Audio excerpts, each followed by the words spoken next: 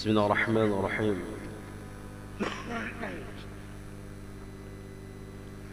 السلام عليكم ورحمة الله وبركاته. إن الحمد لله نحمده ونستعينه ونستغفره ونعوذ بالله من شرور أنفسنا وسيئات أعمالنا. من يهده الله فلا مضل له ومن يضلله فلا هادي له. أشهد أن لا إله إلا الله وحده لا شريك له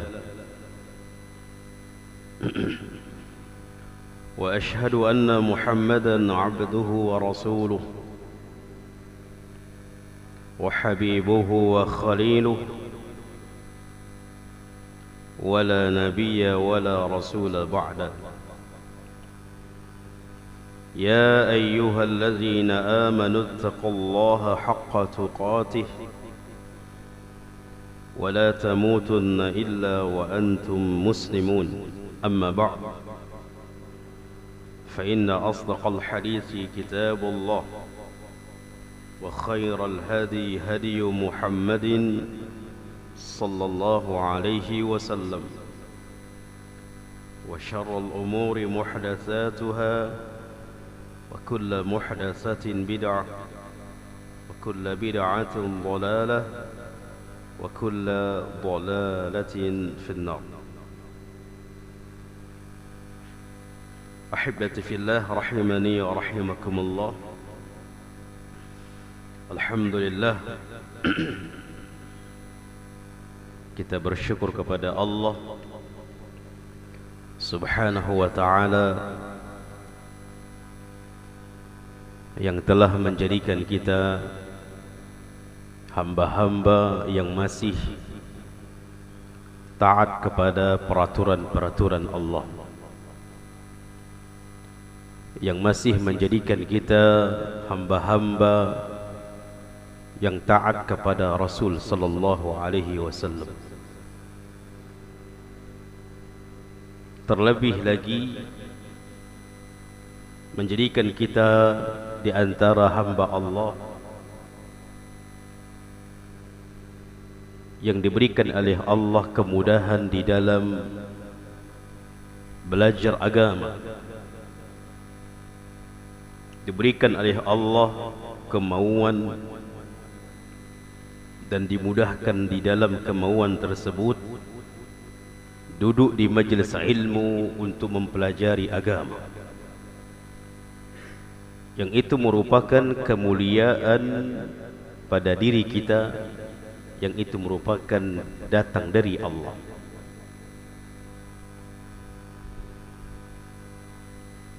Maka yang dikatakan oleh Al-Imam Ibnul Mubarak,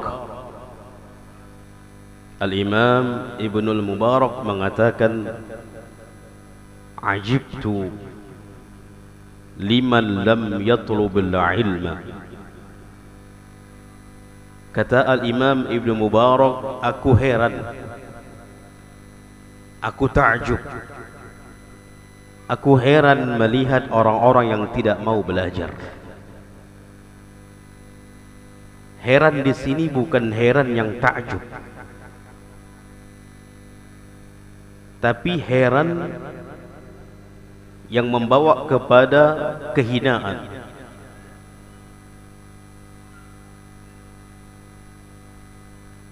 Al-Imam Ibnu Mubarak aneh melihat orang-orang yang tidak mau belajar. Kaifa tad'u nafsuhu ila makrumatin. Karena orang yang meninggalkan belajar, orang yang tidak belajar, bagaimana mungkin jiwanya akan membawa kepada kemuliaan? Bagaimana mungkin jiwanya akan mengarahkan pada kemuliaan dirinya, jiwanya, sedangkan jiwanya tidak mengarahkan untuk belajar agama.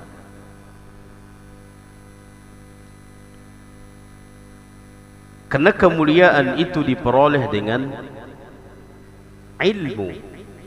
Yang apabila jiwa kita mencintai ilmu, berarti jiwa itu akan membawa kepada kemuliaan.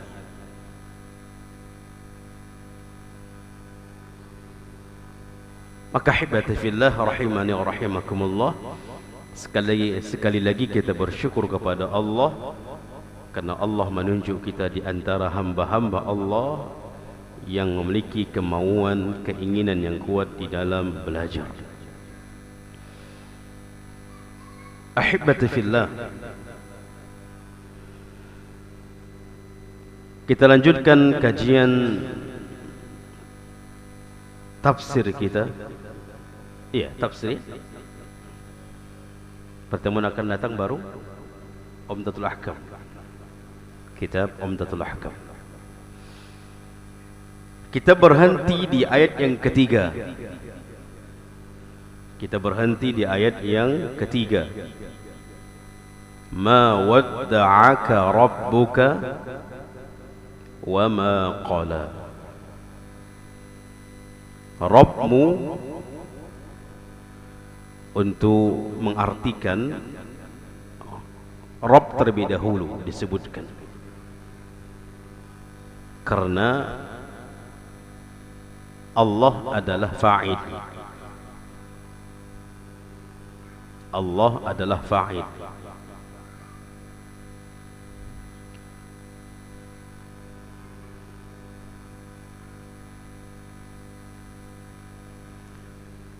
Ma wadda'aka rabbuka, Rabbmu tidaklah meninggalkanmu.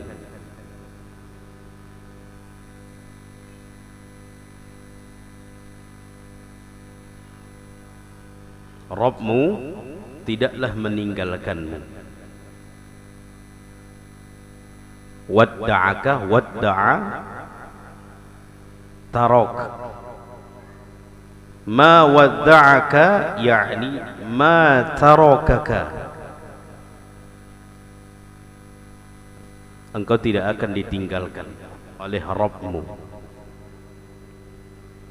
Wa ma qala, wa ma dan juga tidak, qala yakni abghaduka, tidaklah membencimu. Qala di sini benci. Ahibati fillah, sebelum ayat yang ketiga, ayat pertama dan ayat kedua, ada enggak huruf qasam di sana? Sumpah. Ada tidak? Ada. Wadduha wal laili idza saja. Waw di sini adalah qasam.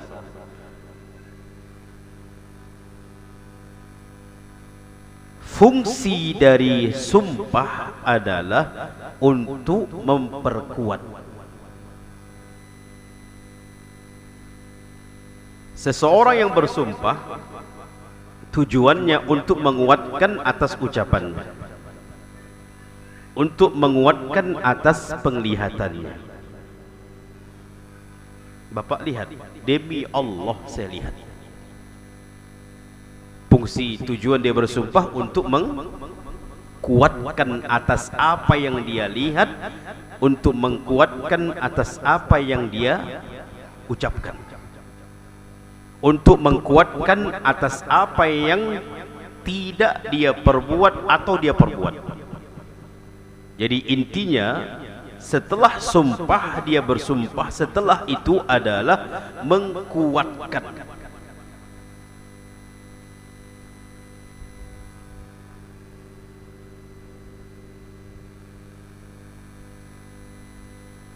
Tujuannya mengkuatkan. Betul Bapak tidak mencuri? Demi Allah saya tidak mencuri. Berarti dia bersumpah demi Allah. Dia bersumpah. Tujuannya untuk apa dia bersumpah? Saya tidak mencuri. Menguatkan bahwa dirinya tidak benar-benar tidak mencuri. Makanya haram hukumnya sumpah dipakai untuk berdusta. Bahkan jatuh kepada dosa besar.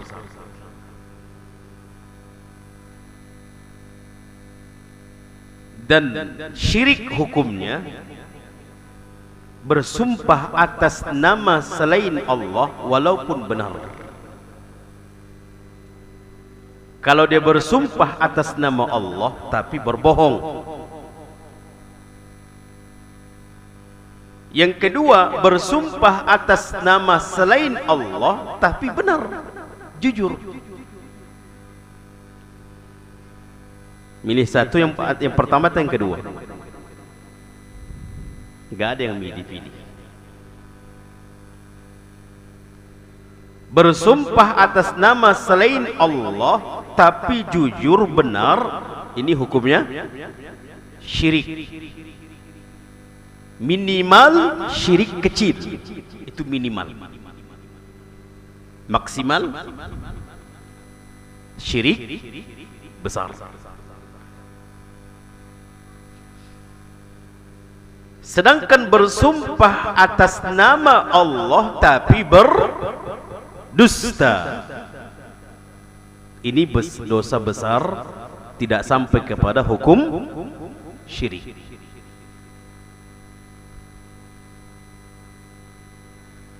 Milih mana, Pak? Mana yang lebih baik? Mana yang lebih baik? Yang bersumpah atas nama selain Allah hukumnya syirik, dengan bersumpah nama Allah tapi berdusta, mana lebih baik?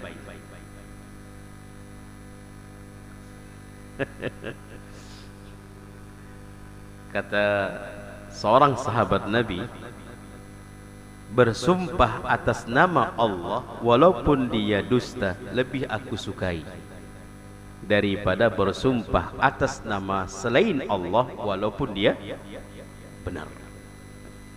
Kenapa? Karena syirik urutan yang paling sangat besar daripada dosa besar. Namun kedua-duanya tetap salah. Demi Allah, tapi dia katakan demi Allah untuk berdusta, haram, dosa besar. Jadi intinya adalah tujuan sumpah untuk menguatkan. Maka di ayat yang ketiga ini adalah pengkuatan dari ayat yang pertama dan kedua. Di ayat yang pertama dan kedua Allah bersumpah wadduha, demi waktu duha, wal laili idza saja, demi malam. Ini sumpah. Tujuan dari sumpah ini Allah bersumpah adalah untuk di ayat yang selanjutnya, ma wadda'aka rabbuka wa ma qala. Allah tidak mungkin meninggalkanmu dan tidak mungkin benci kepadamu. Ingat, kenapa Allah menguatkan Allah tidak meninggalkanmu dan tidak membencimu? Kenapa ini turun? Balasan kepada ucapan siapa?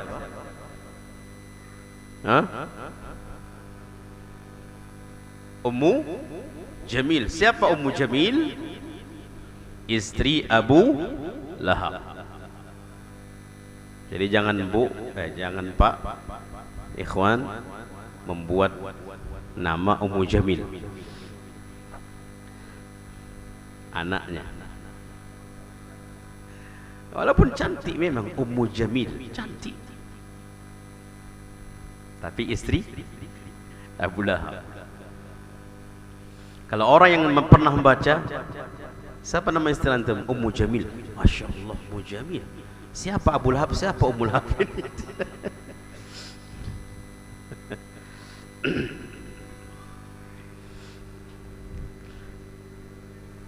Tapi kalau dia selain dari nama-nama yang dicela, silahkan.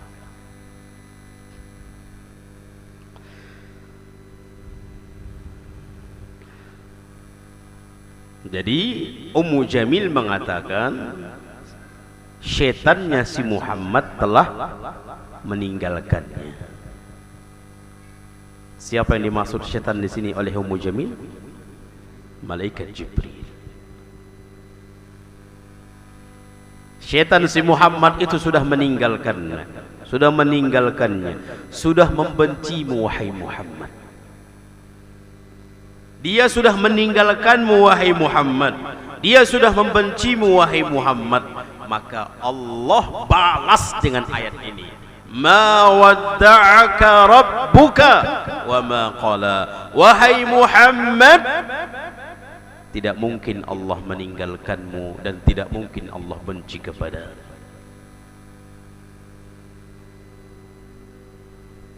Apalagi Allah memakai kalimat Rabbuka. Tarbiyah. Mulai dari awal Allah sudah memperhatikannya. Enggak mungkin Allah benci. Mulai dari awal Allah sudah menjaganya. Tidak mungkin Allah membencinya. Tidak mungkin Allah meninggalkan. Makanya dikatakan oleh Syekh As-Sa'di di dalam tafsirnya, ma tarakaka mundu i'tana bika. Tidak mungkin wahai Muhammad Allah meninggalkanmu semenjak Allah perhatian kepadamu. Tidak mungkin wahai Muhammad Allah meninggalkanmu semenjak Allah perhatian kepadamu, semenjak Allah memperhatikanmu. Kapan Allah perhatian Nabi Muhammad kepada Muhammad? Kapan?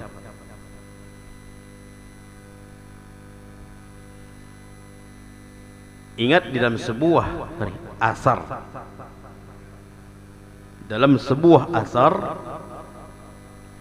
ucapan Abdullah bin Mas'ud.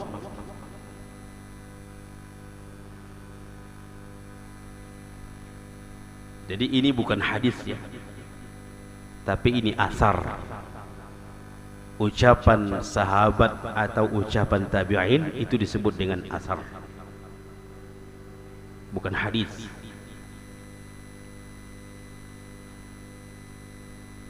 Abdullah bin Mas'ud pernah mengatakan, dan ini di antara mensyarah hadis, bahwa ini adalah ucapan dan ijtihad dan pendapat Abdullah bin Mas'ud.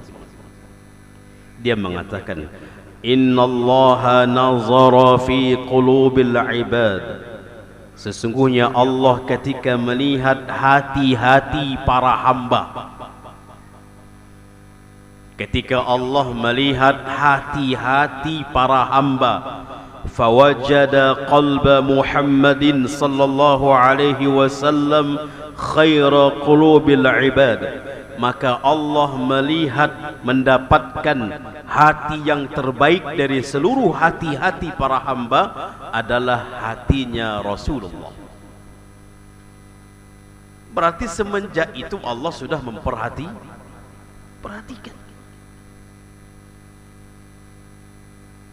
Allah perhatikan hati-hati para hambanya, dan Allah mendapatkan hati Rasul kita lebih baik dari seluruh para hati hamba-hambanya. Maka Allah pun memilihnya, mengutusnya sebagai Nabi dan Rasul.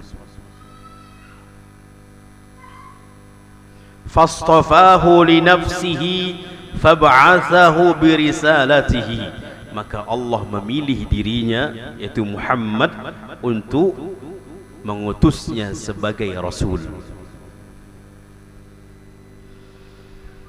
Summa nazara fi qulubil ibad. Setelah itu kembali Allah melihat hati-hati para hambanya. Ba'da qalbi Muhammadin. Setelah Allah melihat hati Rasul, setelah Allah melihat hati Rasul, kemudian Allah memilih Rasul kita Muhammad sebagai Rasul. Namun setelah itu Allah melihat kembali hati-hati para hambanya. Fawajada quluba ashabihi khaira qulubil ibad. Maka Allah mendapatkan hati para sahabat lebih baik. Jadi sahabat itu sudah diseleksi. Siapa yang menseleksinya? Allah. Jadi jangan bilang, apa bedanya kita dengan Abu Bakar? Di mana bedanya kemuliaan kita dengan Umar, dengan sahabat? Beda. Dari awal sudah diseleksi.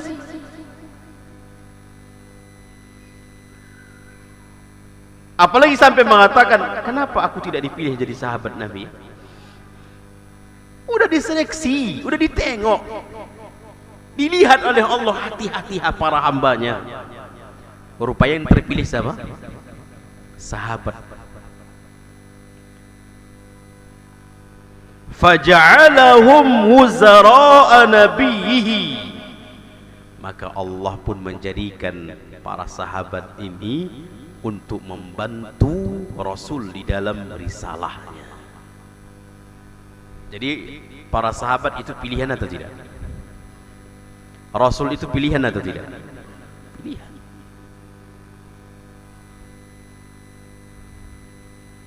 Para sahabat itu pilihan. Yang memilihnya adalah Allah, langsung Allah.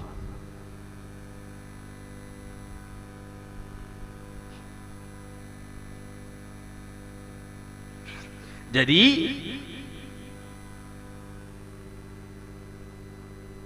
semenjak Allah memperhatikan Rasul, bahkan dimulai dari sebelum diangkatnya Nabi Muhammad, sebelum diangkat menjadi Nabi dan Rasul, Allah sudah perhatian dia. Allah sudah memberikan perhatian kepada Rasul kita. Belum lagi ketika Rasul lahir, sudah ada tanda-tanda kemuliaan.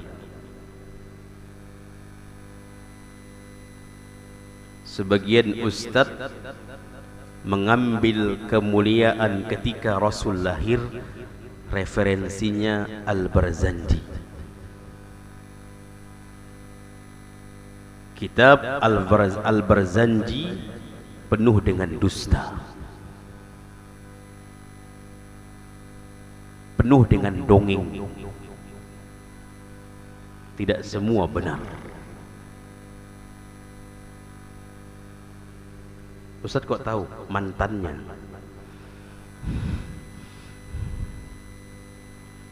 Bapak mau berzanji lagu lama atau lagu baru?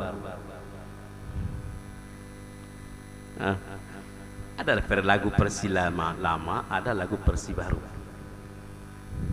Kalau kita memperhatikan arti-artinya, kemudian ditimbang dari sejarah Nabi Muhammad di dalam kitab-kitab para ulama, sangat berbeda jauh.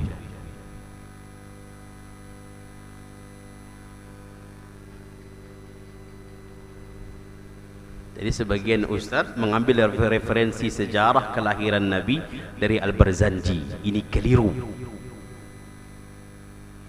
Ditambah lagi tidak ada sandarannya, dari mana dia mengambil itu. Itu semua dusta-dusta. Lihat siapa yang pengarang Al-Barzanji. Siapa pengarang Al-Barzanji? Ja'far Al-Barzanji. Siapa dia?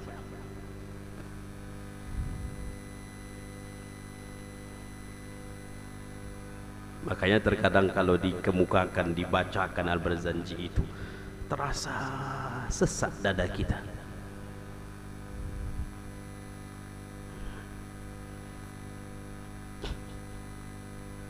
Karena dahulu kita tidak tahu, lalu kita bacakan itu. Semenjak SMP, SMA kita sudah nyanyikan itu, Al-Barzanji itu. Kita diundang ke mana-mana untuk berzanji. Udah diundang dapat duit lagi, dapat makan lagi. Mau acara apa? Acara pernikahan, acara kelahiran, ada berzanji, kita diundang. Mengayunkan berzanji, kita diundang. Tapi ketika kita lihat artinya, lalu dilihat referensi dari kitab-kitab sejarah, bahkan hadis-hadis Nabi, subhanallah, penuh dengan dusta. Di saat itulah tidak mampu kita untuk membacakannya karena dusta.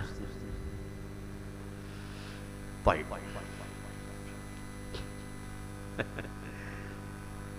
Hah? Ada nggak cerita bahasa sih? Baik, dah. Itu nanti kalau ingin ada bukunya silakan nanti. Punya bapak kakeknya. Baik. Jadi, ahibati fillah rahimani wa rahimakumullah, mulai dari lahirnya Nabi sampai kepada anak-anak, sampai kepada kedewasa, belum Nabi diangkat menjadi Nabi dan Rasul, Allah sudah memberikan perhatian kepada Nabi. Sehingga dengan itulah Allah menyatakan tidak mungkin Allah membencimu, tidak mungkin Allah meninggalkanmu. Dikatakan di dalam tafsir As-Sa'di, beliau mengatakan, "Ma tarakaka munzu i'tinabik." Munzu i'tanabik.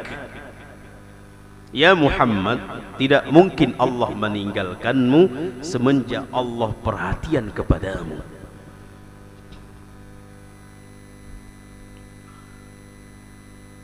Wala ahmalaka munzu rabbaka wa ra'aka. Tidak juga mungkin Allah melupakanmu semenjak Allah menjagamu, semenjak Allah mentarbiyahmu dengan tarbiyah yang terbaik, dengan penjagaan yang terbaik.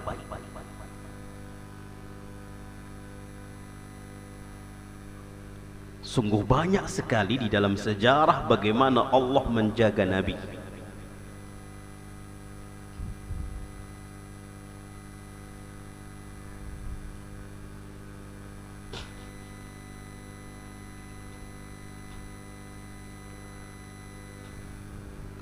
Bal lam yazal yurabbika ahsana tarbiyah. Bahkan penjagaan itu semakin terbaik, semakin membaik, semakin bagus. Wa yu'alika darajatan ba'da darajah. Dan Allah terus meninggikan derajatmu demi tahap, tahap demi tahap. Semakin hari ke hari, semakin Allah mengangkat derajat Rasul, sampai di umur diangkatnya Rasul menjadi Nabi dan Rasul, Allah semakin mengangkat derajat Rasul.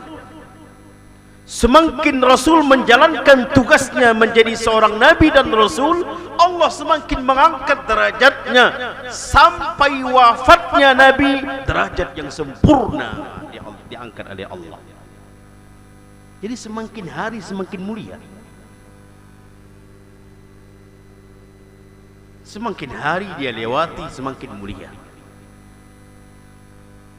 semakin diangkat derajatnya oleh Allah, tahap demi tahap. Sehingga di ayat yang keempatnya Allah mengatakan, walal akhiratu khairul laka minal ula. Walal akhiratu khairul laka minal ula.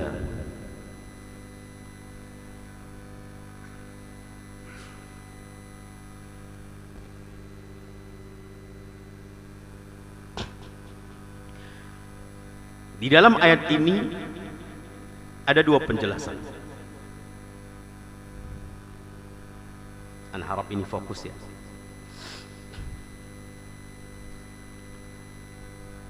Memang belajar itu membutuhkan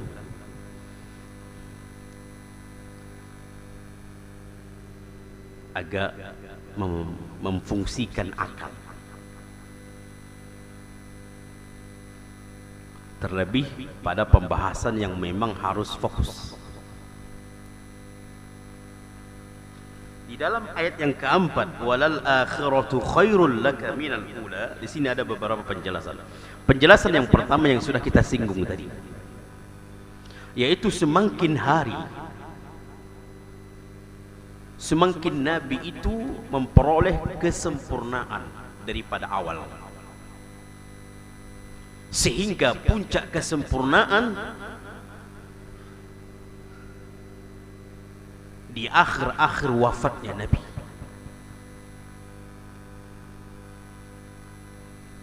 Sehingga Allah mengatakan walal akhiratu khairul laka minal ula. Dan di akhir, di fase yang terakhir wahai Muhammad, lebih baik bagi darimu, derajatmu lebih mulia, lebih tinggi daripada di awal-awal. Faham maksudnya? Hah?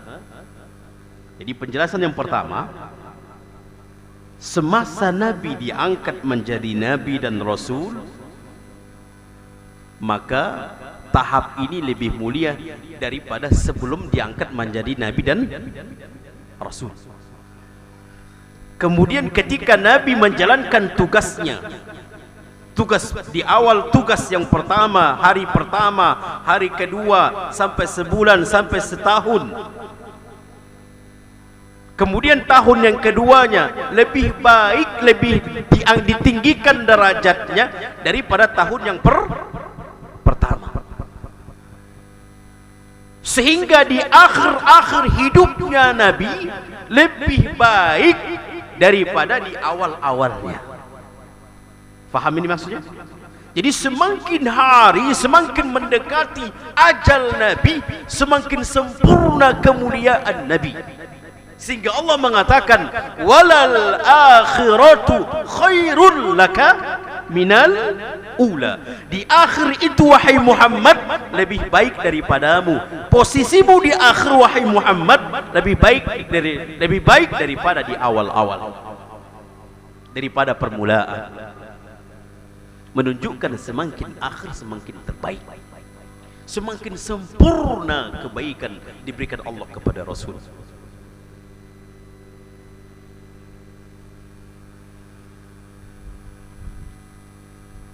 Ini penjelasan yang pertama. Penjelasan seperti ini disebutkan dalam tafsir As-Sa'di. Penjelasan yang seperti ini disebutkan di dalam kitab tafsir As-Sa'di.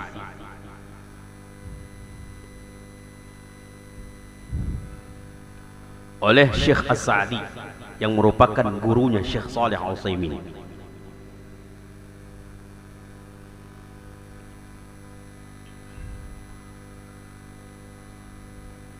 Kemudian penjelasan yang kedua disebutkan dalam tafsir, di antaranya adalah tafsir Al-Imam Ibnu Katsir.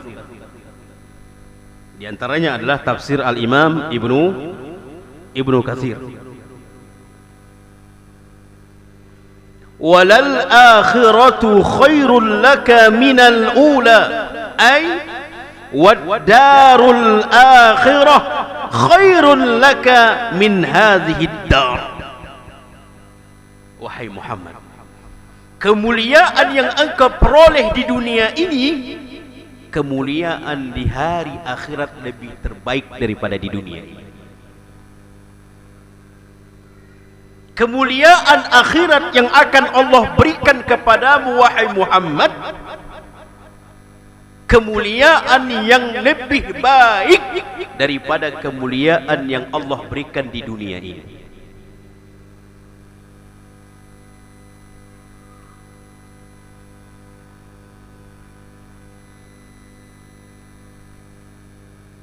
Sudah kita bahas kemuliaan khusus kepada Nabi di dalam surah An-Nashrah. Alam nash, dalam surah Asy-Syarah, alam nashrah. Alam nashrah laka sadrak.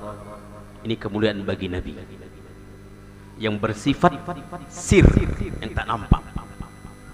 Nanti kita bahas setelah ayat ini kemuliaan bagi Nabi yang bersifat nampak. Fa ammal yatima fala taqhar. Ini kemuliaan bagi Nabi, ya kan? Ini yang secara nampak. Wa wajadaka alam yajidika yatiman fa'awa. Ini kemuliaan bagi Nabi. Wa wajadaka dhallan fahada. Ini kemuliaan bagi Nabi.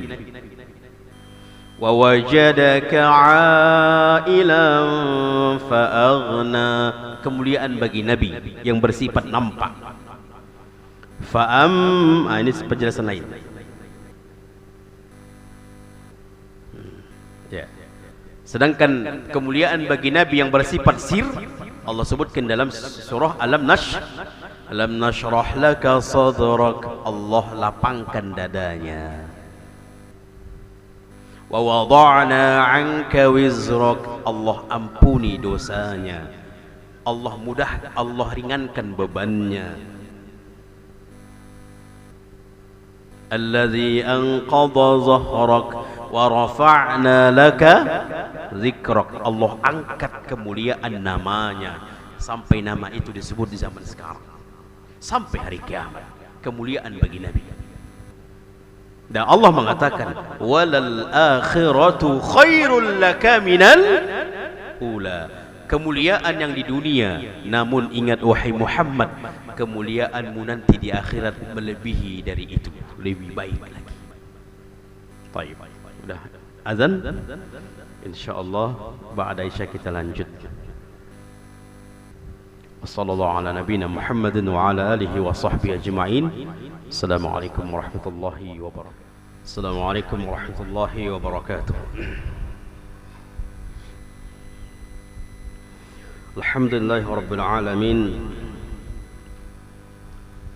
Wassalatu wassalamu ala asyrafil anbiya'i wal mursalin wa ala alihi wa ashabihi ajma'in.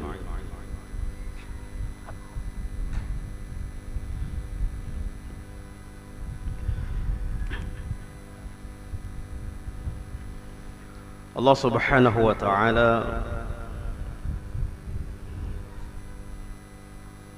menyatakan walal akhiratu khairul laka minal ula. Di sini ada dua penjelasan dengan beberapa tafsir dari kitab-kitab tafsir, dari kitab-kitab tafsir. Kalau disebutkan di dalam kitab tafsir As-Sa'di, maksud dari walal akhiratu khairul laka minal ula, semakin tahap demi tahap semakin sempurna kemuliaannya, semakin sempurna kebaikannya daripada awal. Maka di akhir-akhir wafatnya Nabi sallallahu alaihi wasallam yang merupakan semakin sempurna kemuliaannya, karena sudah sempurna di dalam menjalankan tugas kenabian dan kerasulan. Lebih baik dari masa-masa sebelumnya. Maka ringkasnya adalah semakin akhir semakin baik daripada awal.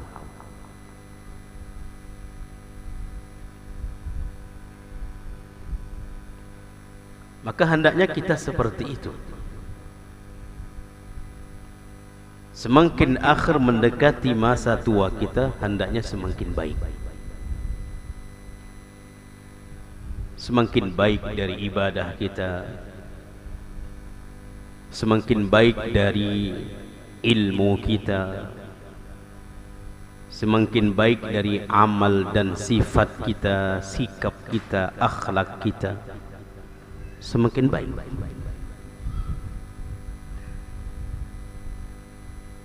Sehingga kita berharap dengan sampai wafat, sampai meninggalnya kita semakin membaik.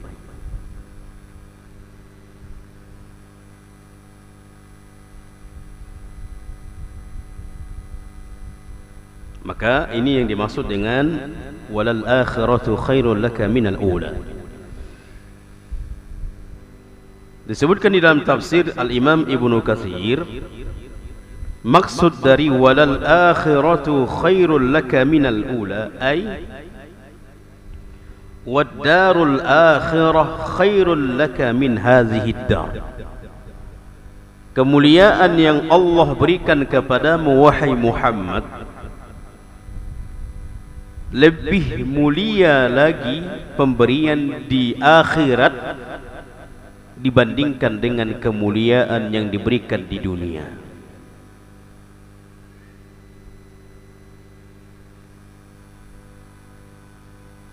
Kemuliaan yang diperoleh oleh Nabi nanti di akhirat lebih baik daripada kemuliaan yang diperoleh oleh Nabi di dunia. Makanya Rasul itu adalah orang yang lebih zuhud, manusia yang paling terzuhud di dunia. Karena Allah janjikan Allah akan memberikan kemuliaan yang terbaik di akhirat melebihi dari di dunia. Sampai Allah melanjutkannya di ayat yang kelimanya, Allah mengatakan wala saufa yu'tika rabbuka fatarda. Wala saufa akan datang, pemberian akan datang.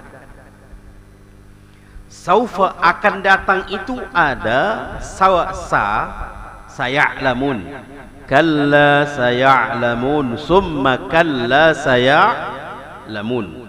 Huruf sa di situ di dalam fi'il, dan memang masuk sa itu harus fi'il, masuk dalam fi'il. Dia hanya masuk ke dalam fi'il. Itu artinya akan datang. Demikian juga saufa masuk ke dalam fi'il, yu'ti, wala saufa yu'tik, wala saufa yu'tika. Yu'ti di situ fi'il. Sebelum yu'tika ada wala saufa. Lam di sini ditaukid, wala ditaukid, saufa juga ditaukid, yang untuk menunjukkan akan datang. Namun perbedaan antara saufa dengan sa, kalla saya'lamun, summa kalla saya'lamun. Ada enggak huruf sa di situ? Ada. Artinya akan datang juga, masa akan datang. Saufa juga masa akan datang. Namun masa saufa wala saufa adalah akan datang lebih lama lagi. Kalau dimisalkan untuk lebih faham kita, huruf sa masuk ke dalam fi'il, artinya masa akan datang, mungkin akan 2 tahun akan datang. 2 tahun akan datang. Namun kalau saufa masuk ke dalam fi'il, wala saufa yu'tika, wala saufa juga masa akan datang lebih lama lagi, 10 tahun akan datang. Makanya maksud di sini adalah akhirat. Wala saufa yu'tika rabbuka fatarda. Kami akan memberikan kepadamu wahai Muhammad pemberian yang sangat engkau merasa puas. Fatarda, engkau merasa ridho, engkau merasa puas pemberian itu.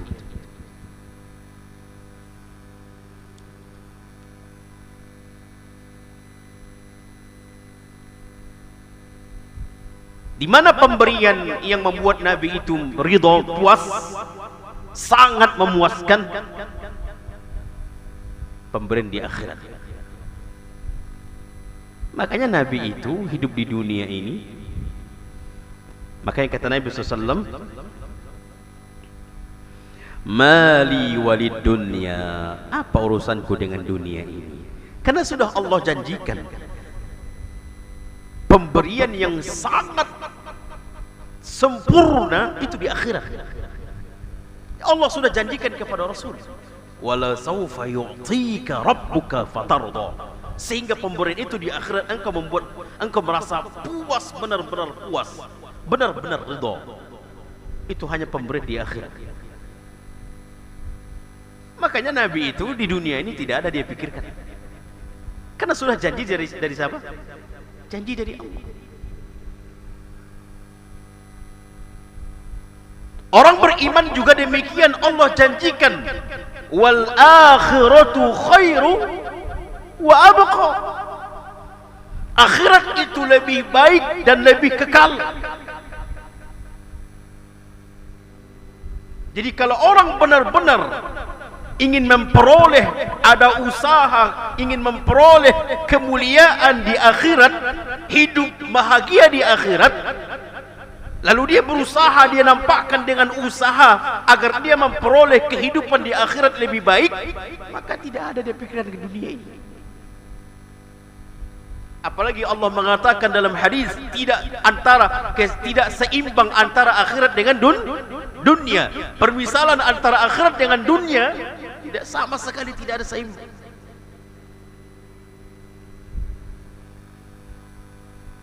Sama sekali tidak seimbang.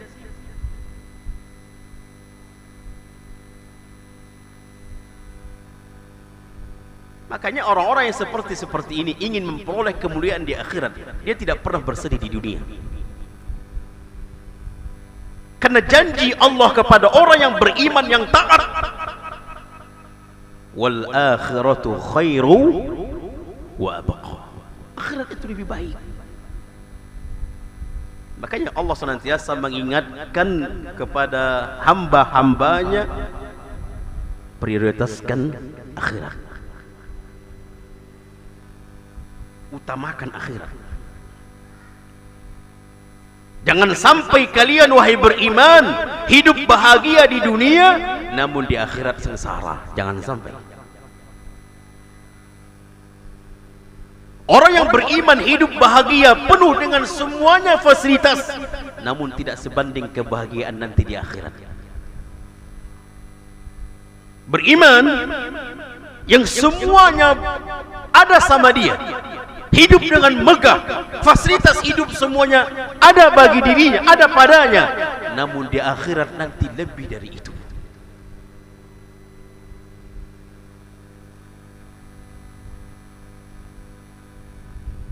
Makanya meraih kehidupan akhirat jauh lebih bersungguh-sungguh daripada dunia. Bukan terbalik, bukan terbalik. Hidup di dunia bersungguh-sungguh, akhirat ala kadarnya.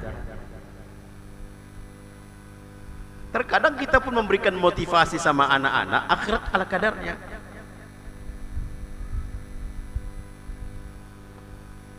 Ketika memberikan nasihat, sholat itu di akhir baru. Nah, bagaimana ujianmu, nilaimu bagaimana, rankingmu bagaimana, yang terakhir sholatmu bagaimana? Ya Pak. Berarti kita mengedepan, membelakangi akhirat, mengajarkan kepada anak membelakangi akhirat, yang harusnya akhirat dulu. Bagaimana sholatmu nak? Kalau dia laki-laki, sholat berjamaah tidak? Ada nggak majelis ilmu di situ? Kenapa tidak datang? Baru terakhir, nah sudah saya transfer. Ini mengajarkan anak akhirat dulu baru dunia, memprioritaskan akhirat.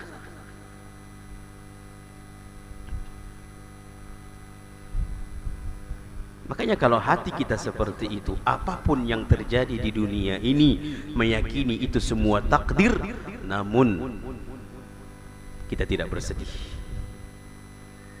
Kenapa kita ingin memperoleh janji Allah kepada orang yang beriman? Kemuliaan di dunia ini tidak sebanding dengan kemuliaan di akhirat. Kebahagiaan di dunia ini tidak sebanding dengan kebahagiaan di akhirat. Apalagi kebahagiaan itu kekal selama-lamanya. Di dunia tidak ada orang kekal selama-lamanya di dunia. Bahagia. Terkadang dia ketawa, besoknya menangis. Hari ini dia bahagia, besok bersedih. Gak ada kekal, gak ada. Namun di akhirat, di surga, kekal selama-lamanya. Kalian merasa bahagia, tidak akan pernah kalian bersedih, kata Nabi SAW. Tak akan pernah bersedih. Selama-lamanya sedih, sedetik pun tidak bersedih di surga. Pertanyaan di dunia ini, siapa yang tidak pernah merasakan sedih? Ada? Gak ada.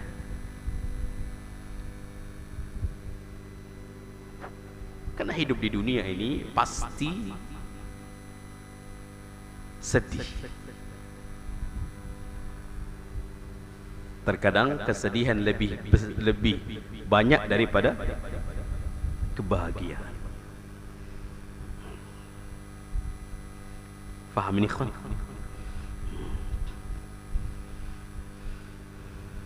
Jadi di sini adalah janji Allah kepada Rasul. Wala saufa yu'tika rabbuka fatarda. Jangan engkau bersedih wahai Muhammad di dunia ini. Manusia mencelamu. Ummu Jamil mengatakan syaitanmu telah meninggalkanmu. Jangan bersedih.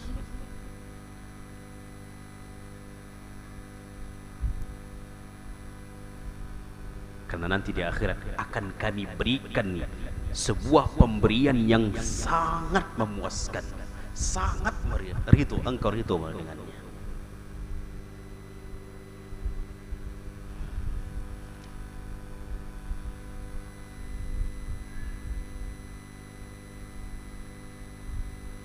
Makanya ikhwan wal akhwati fid din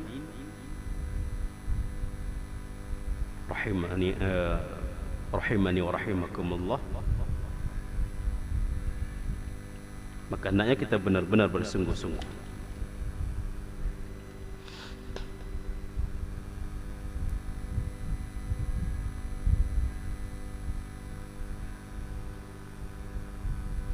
Di antara ulama tafsir, pemberian yang sangat memuaskan, maksud dengan wala saufa yu'tika rabbuka fatarda, nanti di akhirat adalah Nahrul Kautsar, telaga Kautsar. Itu disebutkan di dalam tafsir Al-Imam Ibnu Katsir.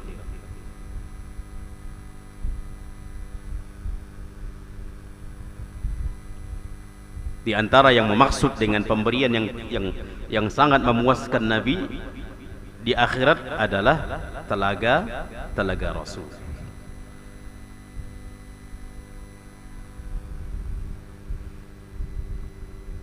Seseorang meminum telaga Nabi sudah masuk surga atau sebelum masuk surga?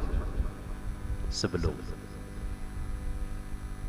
Jadi pemberian kepada Nabi itu khusus adalah telaga Kautsar.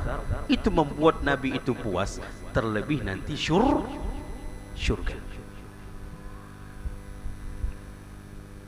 Ya Allah.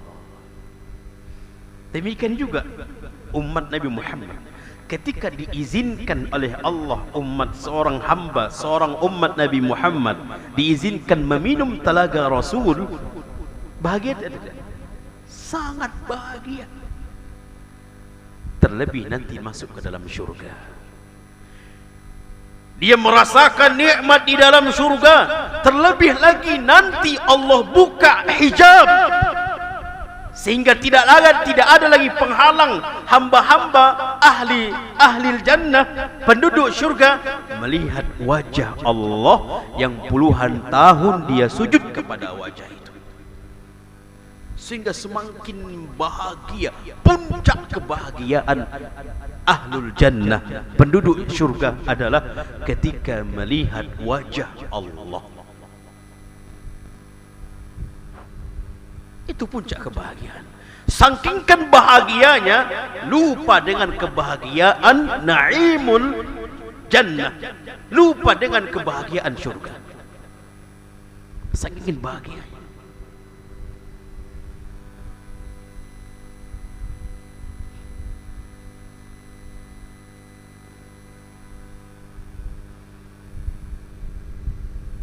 Sehingga wajah-wajah penduduk syurga itu berseri, sangkingkan bahagianya.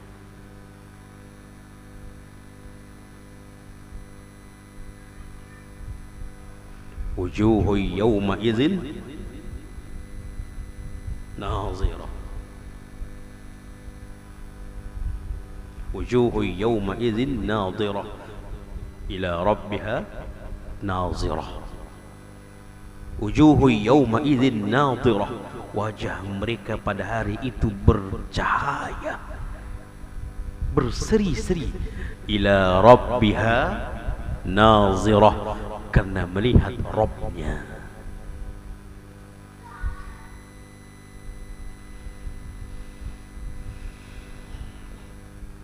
Baik, ana rasa kita cukup sampai sini. InsyaAllah kita akan datang, kita masuk ke ayat keberapa? Ayat ke-6.